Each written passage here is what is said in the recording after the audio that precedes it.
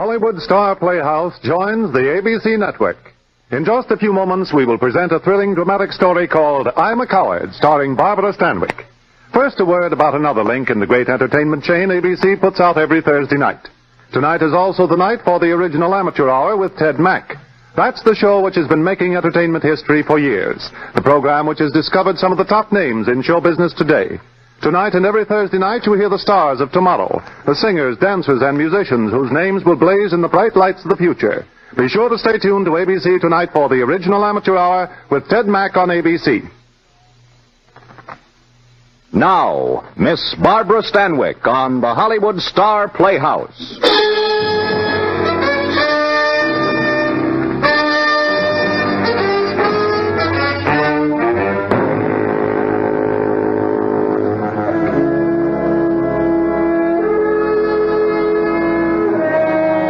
Hollywood Star Playhouse, tales of suspense, thrills, adventure by Hollywood's finest writers with Hollywood's top stars. Brought to you each week by the American Broadcasting Company.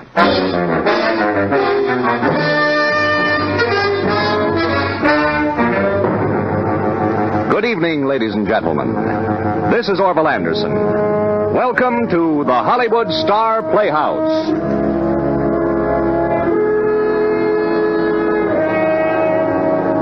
Have you ever complained that your life was dull, prosaic? Have you ever harbored the secret hope that something, anything might happen just to relieve the uneventful tenor of your existence? Come along, then, on the shocking misadventure of Doris Wilson, as portrayed by Miss Barbara Stanwyck in the story called I'm a Coward.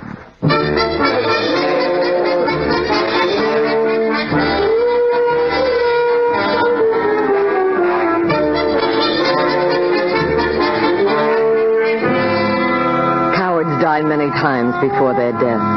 That's always been my favorite quotation from Shakespeare, but I never really appreciated it until tonight.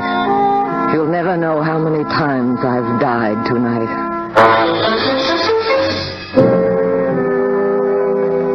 Has it all really happened tonight? In the space of a few short hours? It seems so many lifetimes ago since I reported for duty in the newspaper room of the main library.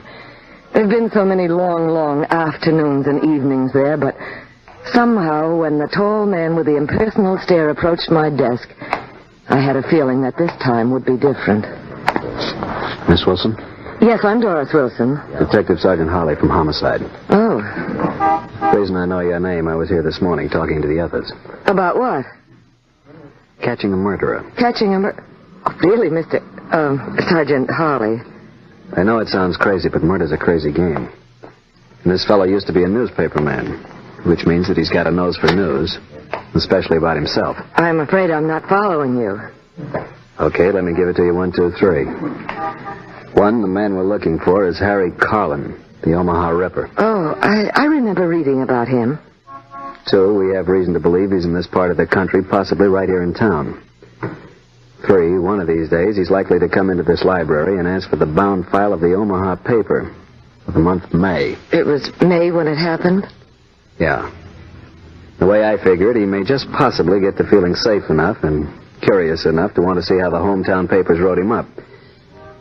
Like I said, it's a crazy game murder. And you want us to be on the lookout for him? Especially you, Miss Wilson. Me? Yes. Because you're on the evening shift. Something about fugitives seems to make them think they've got less chance of being caught at night. Here's a circular on him, front and side view. Oh, but he's almost sure not to look like this now. I mean, instead of dark hair, it could be light, and, well, what I mean is the rest of his features are hardly distinctive enough. You're way ahead of me, Miss Wilson. Look, here's something that's been underlined. It has to do with the index finger of his right hand. You see, the tip of that finger is missing down at the first joint. Oh. So if a man asks for the Omaha papers for May, and the tip of his right index finger is missing, I'd probably be so scared I'd faint. Not if you concentrate real hard on the $10,000. $10,000? For information leading to the arrest and conviction of Harry Carlin. But, Sergeant... Yes? Supposing this man should come in here, what would I do then? Call headquarters, ask for homicide. If I wasn't in, you'd tell the desk man, and by the time Carlin had finished reading about himself in the back files of the Omaha paper, there'd be more policemen here than have ever been in a library before. Any more $10,000 questions? After the sergeant left, I couldn't help feeling a bit foolish. Imagine me, Doris Wilson, who was afraid to walk the 2 blocks from the streetcar to her home each night. Imagine me catching a murderer. But I read the circular over and over again. At least it would be good for a laugh when I met Ted at the cafeteria. You're late? Only a few minutes. Had to tell the girl who released me about the stranger. Oh, Ted, don't tell me that's all you're going to have for dinner. I'm not hungry, Doris. But, Ted... Finish unloading your tray and sit down. Something's come up. Tell me now. Doris, remember I told you I might be transferred to a slightly better job in Houston? Oh. When do you leave? 12:15 plane. Tonight. Tonight? I had no idea it could happen so fast. They broke the news to me at 4:30, and I grabbed the phone to call you. But then I thought it'd be better this way. I don't know what to say, Ted. You know what I want you to say. But you'll take that plane with me. Houston's as good a place as any to get married. You know I can't do that to Mother. Do what to Mother? Whose idea was it to sink all your savings in that 4-family flat? It was hers, wasn't it? Well, now let her pay it off without the benefit of your paycheck. You know how hard that would be for her. As hard as it will be for you. Or maybe you can marry some guy who'll let you go on working for the next 12 years. Or better still, maybe he'll be rich enough to present her with a paid-up mortgage. Ted, you're not being fair to Mother. She isn't too well. She's getting along in years, and she needs security. Look, let's not go through all that again. Doris, maybe I'm not being altogether fair to your mother, but I'm more concerned about your being fair to yourself and to me. Doris, you do love me. You know I do. Then why can't you come to Houston with me? We'll manage to send her some money from time to time. That wouldn't be enough. Oh, what's the use? Lots of things I got to do before I catch that plane, Doris. Goodbye. Ted. Yes? Maybe something will happen yet. Like what? Well, oh no, I guess it is crazy. Goodbye, Ted.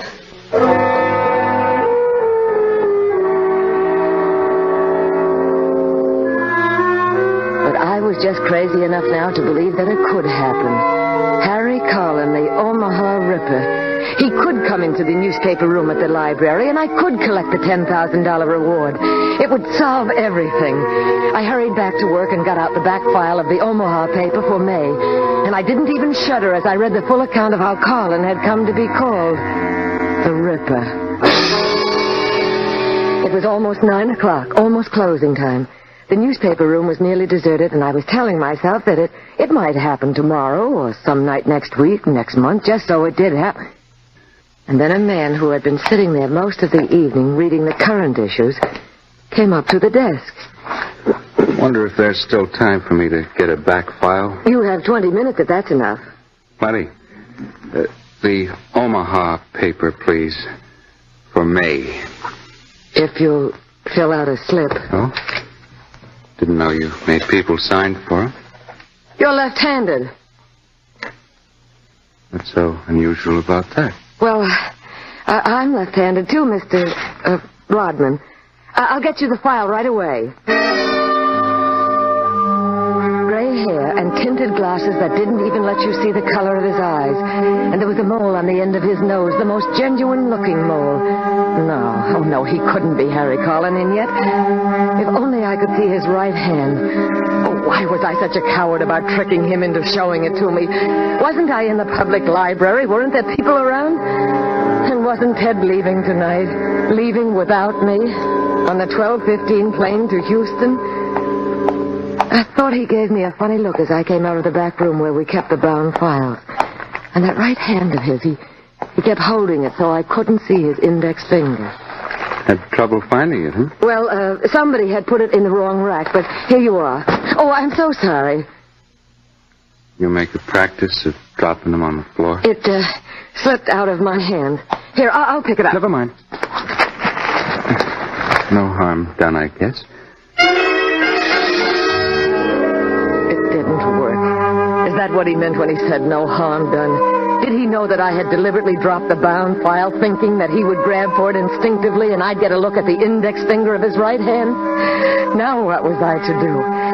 There he sat at a nearby table, turning the pages with his left hand, always his left hand.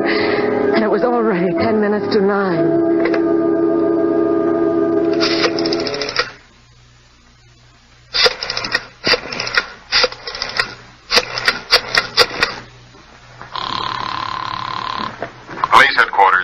Homicide, please. What's that? Can't hear you. Speak louder, please. Connect me with homicide. Homicide? One moment, please. He went on reading, this Mr. Rodman, who might be Harry Collin, the Omaha Ripper. Went on reading as though unaware of me or the fact I was making a phone call. And unaware of the fact that the other two men in the room had just put down their newspapers and left. Homicide, Sergeant Harley. This is Doris Wilson. Louder, please. Seem to have a bad connection. The library. Doris Wilson. Yes, Miss Wilson. Our man Carlin, is he there? I can't be sure, you see. One moment, please. Yes, Mr. Rodman? Oh, don't let me stop you. No, that's perfectly all right. Lady, you look awfully pale. I feel all right. Yeah? Well, what comes next? Next? I've had enough of these papers. Do I check them back in? No, you can just leave them there. Should have known. Now you can go back to your conversation. Miss Wilson, did he leave? Yes, it's too late now. Not if you follow him. Quick, before you lose him. But if he's the man you want and he sees me... Don't let him see you. There's sure to be an officer around somewhere. Well, go on, go on.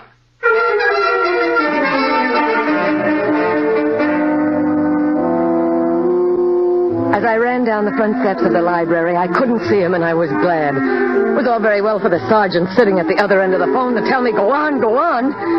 I'd been scared to death from the moment this fantastic thing had started. If it hadn't been for the thought of that $10,000 reward, but now my chance of collecting that reward was gone, and that meant that Ted... And then I wasn't scared anymore. If it was humanly possible, I was going to find that man.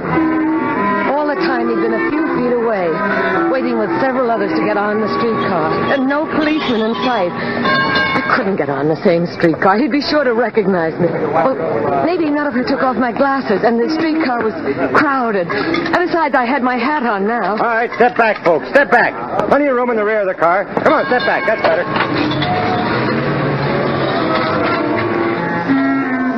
At every stop, I looked around frantically for a policeman, but there wasn't any. And all the while, more and more people were getting off, making it more and more likely that he'd notice me, recognize me. I took a seat down front and pretended to be looking out of the window. Then one time, just as the streetcar had started up again, I caught sight of him walking away. Conductor, let me off. Sorry, miss. Have to wait till the next stop now. I've got to get off. It's terribly important. Ma'am, I'd lose my job if I let you off before I reach the next safety zone. Anyhow, we're almost But there. I'll lose him. What am I doing, you know? Hard and fast company rule. Right, here we are. Now watch your step, miss. As fast as my high heels could carry me, I ran back to the street where I'd seen him turn off. It was a dark street with few houses and many trees. Trees that blocked their branches to keep out the light of the moon. And there was no one about. No one. I had lost him.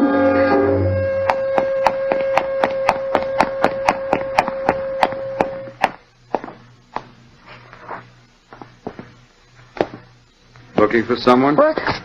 Oh, You were looking for me, weren't you? looking for you? I knew it all the time. That's why I let you here. You've mistaken me for someone else. No. Neither one of us is mistaken about the other. You're the foolish young lady from the library. And I'm Harry Carlin, the Ripper.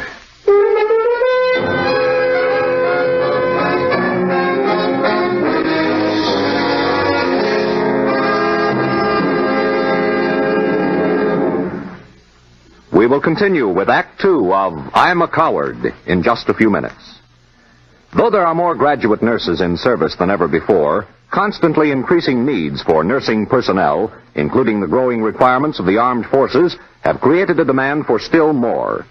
The opportunity for a professional education and the chance of working with leaders in their community in serving humanity awaits thousands of alert girls who choose nursing as their career. If you are a young lady seeking a future with meaning, go to your nearest hospital for information about the career of a graduate nurse.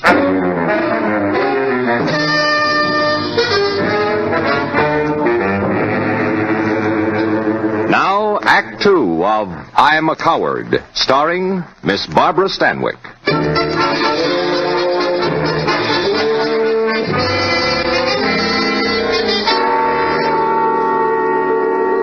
My eyes were closed, and I was afraid to open them. I said to myself, "You're Doris Wilson, and you work in the newspaper room at the library, and you've had a frightful dream. But if you weren't such a coward, you'd realize that there isn't any maniacal killer named Harry Collin, the Omaha Ripper, and that you didn't follow him to try to win that reward of $10,000, and that he didn't trick you and trap you. But even as I was telling myself all this, something was trying to impinge itself on my consciousness.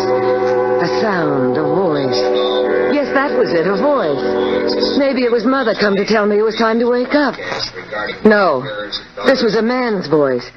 And it kept coming in stronger and stronger. If I listened, I might even be able to make it out. Out of the main library a few minutes before 9 o'clock this evening. Carlin may be using her as a hostage, in which case extreme caution is advised. Repeat, extreme caution. My eyes were open now. I found myself in a dimly lit cabin with blinds tightly drawn. He was standing right above the cot on which I lay, and he held a long, sharp, gleaming knife. You fainted. Did I? Makes things inconvenient. Better not do it again. I won't. You're just saying that to humor me. You think just because I'm different, I can't figure things out, but you're wrong. Look how I figured things out when you followed me from the library. I promise you I won't faint again. If you do, I'll have to use this knife. You wouldn't like that, would you? No, I wouldn't like that. All right. Now, what do you think I'm going to do? I have no idea. I'm going on a trip. You are? A long trip. The last trip in the world they'd expect me to take with you back to Omaha. What? You heard what they said over that police broadcast. As long as I've got you with me, they're going to exercise extreme caution. I'm sure they will. But that's not what you're thinking. You're thinking that if I tried to take you with me, they'll spot you. Yeah, I could see the lights go on in your eyes. But you're wrong again, Miss Doris Wilson. They'll never recognize you. You're very clever. Well, you'll believe that before this is over. They haven't recognized me, have they? If I hadn't made that one mistake of walking right up to you and asking for the back files of the Omaha paper for May, would any of this have happened? No. I've learned plenty about disguise. Plenty. You certainly have. Go on, humor me. But you'll see. In a little while, I'll be back. And you'll see.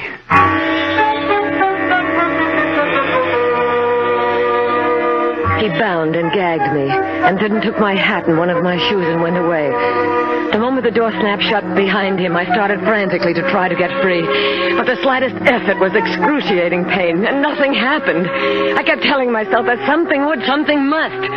No knot had ever been able to hold Houdini for more than a few seconds, so it was possible, it was. A dozen times I almost fainted from the sheer torture, but I wouldn't let myself, not even when I felt my hands grow wet. If there was anything I couldn't stand, it was blood, but I stood it now. And then suddenly my wrists were free. My fingers were so numb that I fumbled for an eternity with the rope around my ankles. If only I had a knife. His knife. How long was it now since he had gone? How long before he'd be back? Oh, I was getting it now. Then I heard him. What could I do but spring at him? You want me to use my knife? Oh!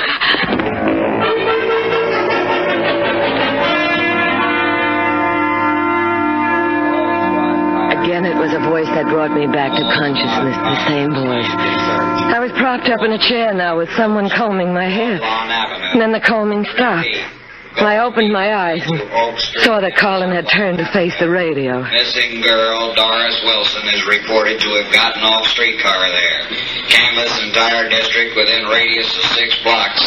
No man must be permitted to leave this area, particularly if accompanied by a woman, without due investigation. Complete data now available on clothes worn by Wilson girl when last seen. List follows. Exciting, isn't it? Yes. Sometimes when I feel as sure of myself as I do now, I get such a thrill out of it. Just think. Me, Harry Carlin, that wasn't considered good enough to hold a newspaper job. Me that might have lived and died without writing more than a couple of lines on a copy on a back page. Well, they've already got extras out on the street. You should have bought one. I know why you're saying that. To keep me talking. You want those police cars to get here before... You aren't fooling me. Come on, get these things on. Hat and coat. And shoes. Low-heeled shoes. It'll make you look a lot shorter. And guaranteed to be a perfect fit. The hat and coat, too. Go on, put them on. They're new. Brand new. The woman's shop down on the boulevard that I've had my eye on for a long time, just in case something like this happens. Come on, you're wasting time. Stand up and put on this coat. There's a mirror so as you can put on your hat. Oh, so that's why you were combing my hair. Pretty expert job of turning your hair gray, huh? And in that hat and coat, I dare him to recognize you. Come on, before I lose my temper and use my knife. Outside, he had a car. The street was wrapped in empty shadows as we drove away. Where were the squad cars? Surely they had had time to get here by now. But as we turned onto the avenue, there still was none in sight. A few more blocks and we'd be outside the searching area. And my wild, frantic hopes would be blown away like so many flimsy straws.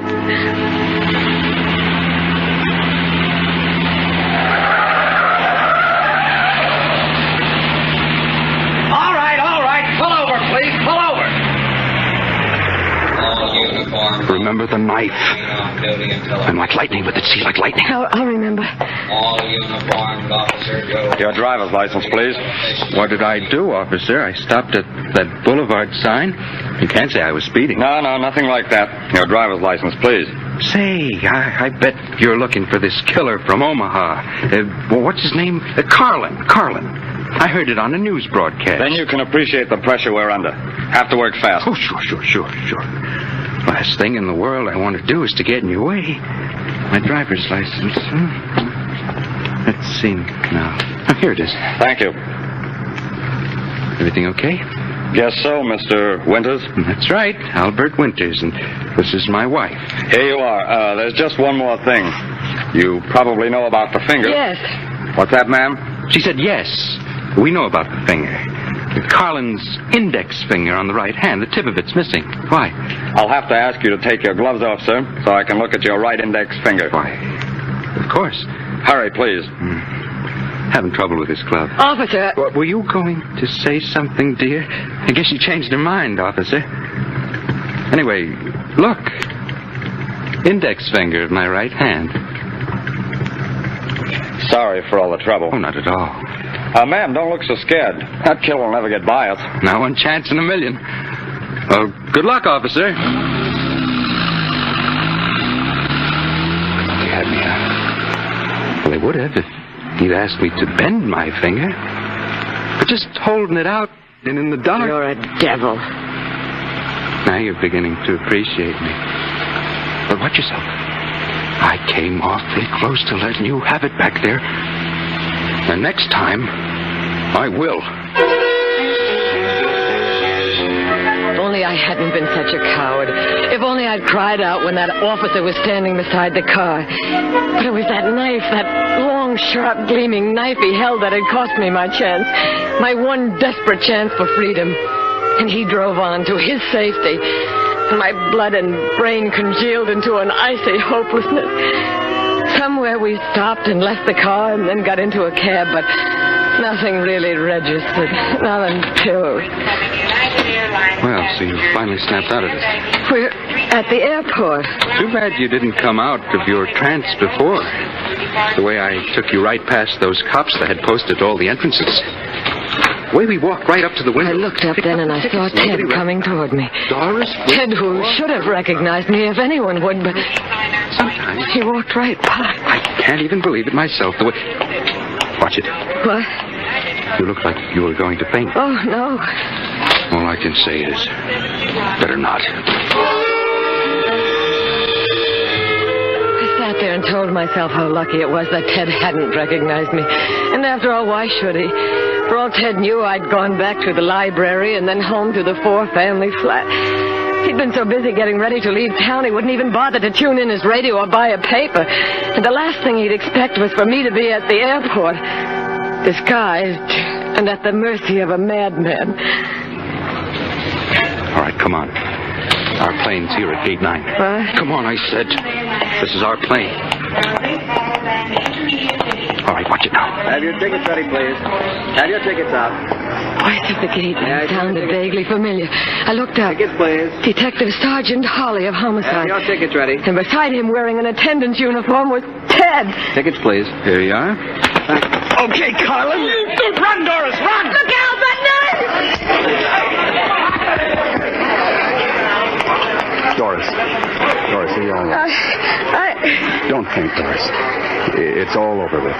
Thanks to the sergeant dragging me along to watch every bus and train and plane that left for Omaha. But you... I just couldn't go to Houston and leave you.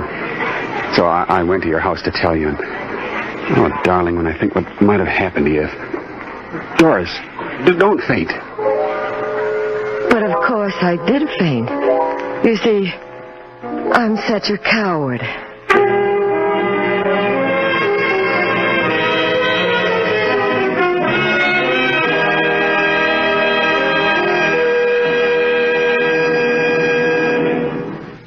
Barbara, a show is always a great one when you do it. Know something, Orville? I really like doing this one. Thanks, Barbara. We feel particularly honored in having not only you, with such a great performance as well on this first show of our new series. Look, while we're throwing bouquets all over the place, just let me say thanks to Harry Bartell, Ken Peters, Herbert Litton, Tony Michaels, and Shepard Menken. You're nice folks to work with. Thanks again, Barbara.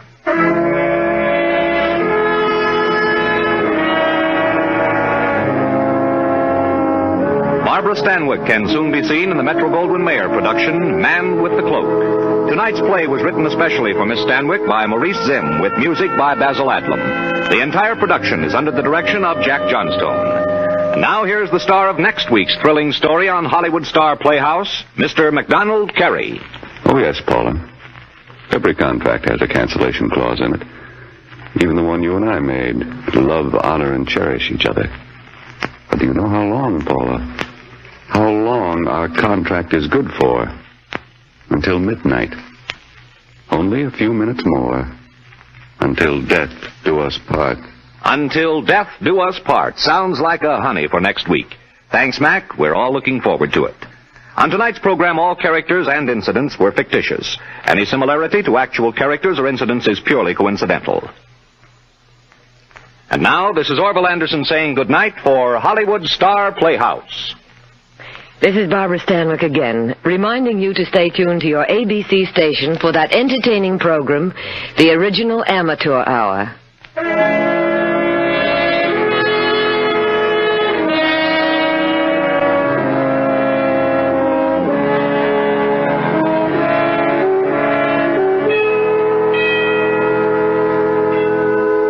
This program came to you from Hollywood. This is the American Broadcasting Company.